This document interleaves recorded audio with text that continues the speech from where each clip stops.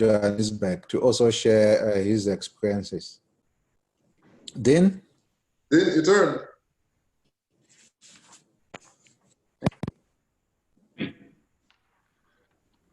Dean, are you hearing us? Yeah. Yes, can you hear me? Yes. Fantastic. How's it, guys? And I think firstly, thank you to Bapna Dahane for this opportunity to chat briefly. Well, for us this evening, for you in the US, I think it's still midday. And thanks to the Swahili Village, and it's an honor to chat amongst everyone that obviously has already spoken today. So not feeling pressure at all. But just a little bit about myself in 2 lines. I'm an Australian born Jewish guy, but moved to South Africa when I was 8 and grew up over here. Fell in love with theatre, film, and the arts. And interestingly, kind of got involved with Mandela through my fiance, girlfriend at the time, I found out her family, her distant family, actually had raised illegally a little black girl from Soweto during the apartheid, obviously defying, all the conventions, all the rules, all the obviously political goings on. And for 3 years, actually, we've just finished writing. It's obviously based on a real story, and we've coined it Little Bella and Mandela. And Little Bella, this girl was Little Bella, named after her surrogate mother, Bella Baynard, actually, who now lives in Sydney, Australia, ironically. And what's incredible about the story, and what's brought me pretty close to Madiba through the research and the learnings and everything that I've done, is that this little girl's entire life was based around her dreams to meet Mandela, and the true story and everything she did to try and to meet him. And he was the hope in her life, and the lessons that she learned from him, she passed to her white family, a white Jewish family that actually raised her. And she had epilepsy, and what was pretty devastating is she didn't ever get to meet Mandela, but in fact she died on the exact same day as Mandela.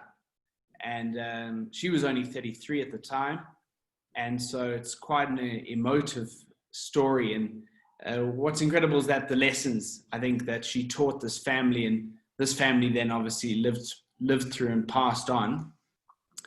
And so that's kind of my journey with Mandela. And I think something that's actually, I was meant to say this in the beginning, I've got an amazing quote here from Mandela. Artists reach areas far beyond the reach of politicians.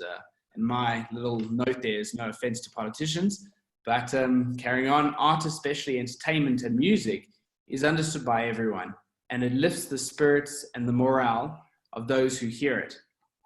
And I think that's pretty relevant, obviously, with what I do. I'm a screenwriter and director, and film has the possibility to inspire. And I think that's probably what draws me to film the most, and what more than Mandela.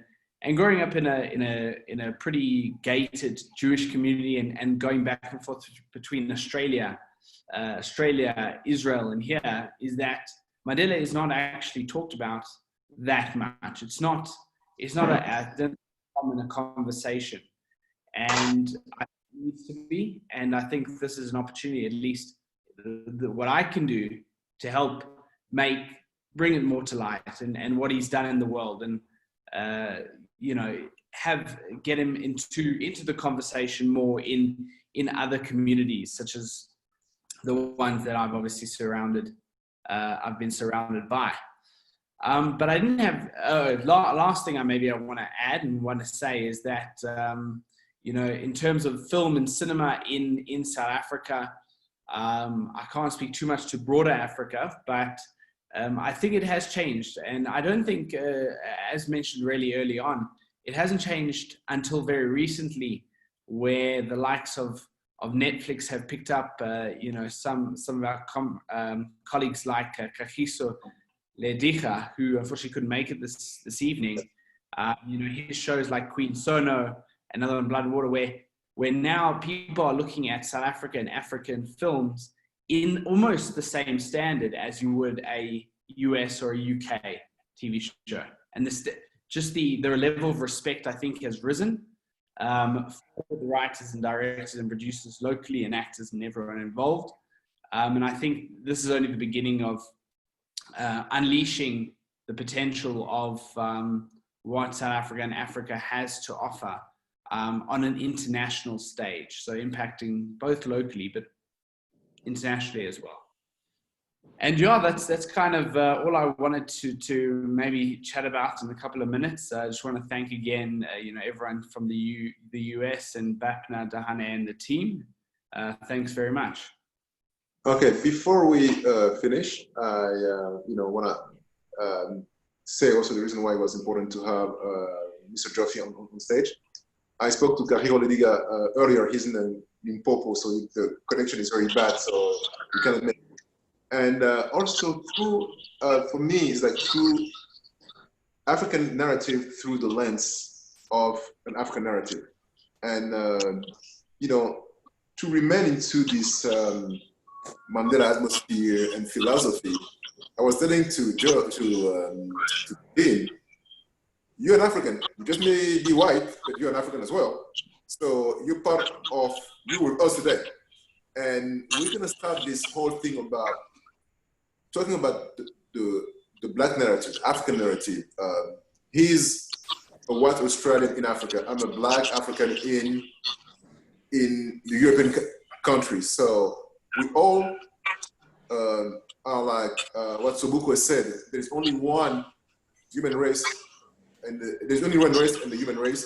So following the Madiba principle and Madiba effect, this gathering was also to see people from Australia, South Africa, France, Brazil, USA, so we're all united today just because of one man. That's how powerful this character is. And what I like about Jean-Pierre is always asking, what do you have in your brain when you create songs, when you write music?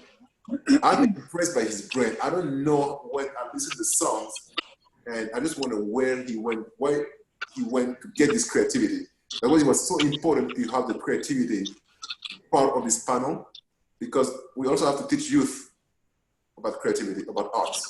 So that's the hot topic. And we're going to continue with Richard. Oh, I'm sorry, with Crystal and Richard. Trev about Bellatrix, the inspiration, the trip to South Africa, meeting with even Shaka Shaka, the mother, the Queen of Africa. And they're going to share their inspiration, how Madiba inspired them and what they have ready also in their, as manufacturing luxury brand, because we didn't speak too much about fashion. They were part of the fashion subject. And next month is, no, in September is also Heritage Month for South Africa. So they have a lot to share. So, Crystal, Richard, up to you guys.